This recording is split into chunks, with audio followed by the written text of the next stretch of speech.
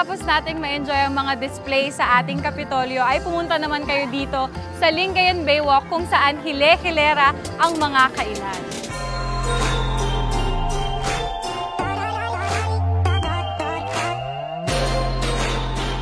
Bukod sa Kapitolyo na nakatayo sa Lingayen, may sarili ring bersyon ang mismong bayan. Double the fun and excitement nga dahil na rin sa karagdagang atraksyon at tema ng kanilang Kapaskuhan.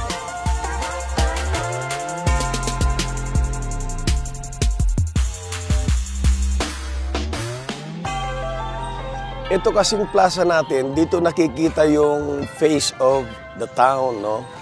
How did we think of these decors, lighting decorations in time for our Christmas season? It's because Lingayen is known for world-class bagoong, which is slowly being appreciated by many people all over the world. Makikita nyo, the Bethlehem, the Nativity, it's gaining a lot of appreciation and prominence ang ating Bethlehem. Taon-taon ginagawa natin ito. Makikita nyo itong mga Belen na ito, products of PWD. Ang gaganda, their own imagination, making use of indigenous materials. Very creative. Ang Christmas tree na ito, sa biglang tingin, makikita nyo na it's all about the sea. Lingayen Gulf, Daluyon, no? The waves, no? So, daluyan means a tide of the wave. So, parang buhay lang yan. Sometimes it goes up, sometimes it goes down. Our slogan was, Arangkada Lingayen.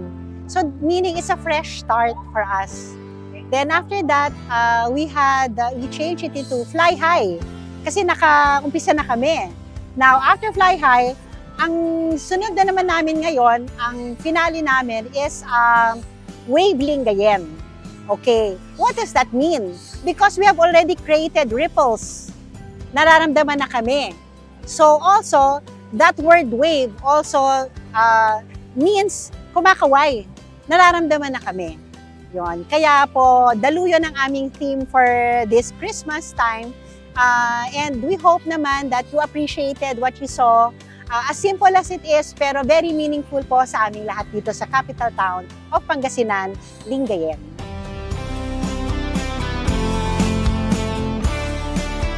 Lalo na sa tourism, we emphasize on our one town, one product, which is bagoong.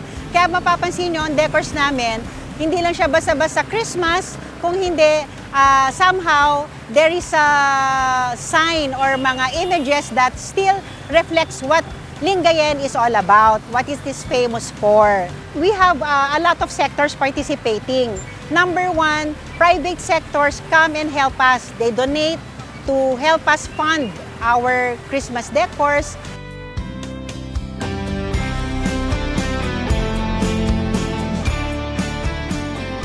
Ang maganda dito sa Lingayen, pagkatapos mong ma-enjoy ang kanilang napakagandang park at makapag-picture-picture, ay ma-enjoy mo rin naman ang kanilang baratilyo na meron pang mga kainan. Kaya tara! Bukas ang mga bilihan dito hanggang alas 12 ng madaling araw.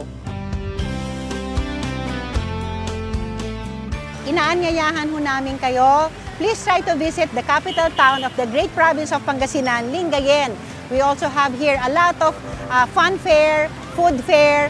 Meron na rin ho kami rito mga baratilyo. And sana ho ma-enjoy nyo po yung pinipare ho namin dito sa aming plaza and ang mga tao po at ang aming mga produkto.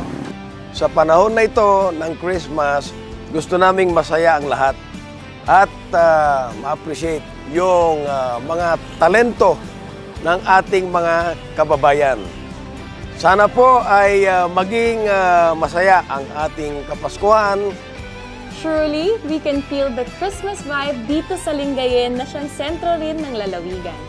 Saan ka man lumingon, masasaksihan ang ngiti at excitement ng bawat makakasilay sa mga dekorasyon ng Kapitolyo at bayan ng Lingayen para ipaalala ang tunay na diwa ng Pasko. Pero bukod sa Lingayen Capitol Complex at sa mismong bayan ng Lingayen, Hindi rin papahuli ang iba't ibang bayan sa lalawigan pagdating sa pagpapadama ng Kapaskuhan. Bibisitahin natin yan dito sa Ganda Mo, Pangasinan!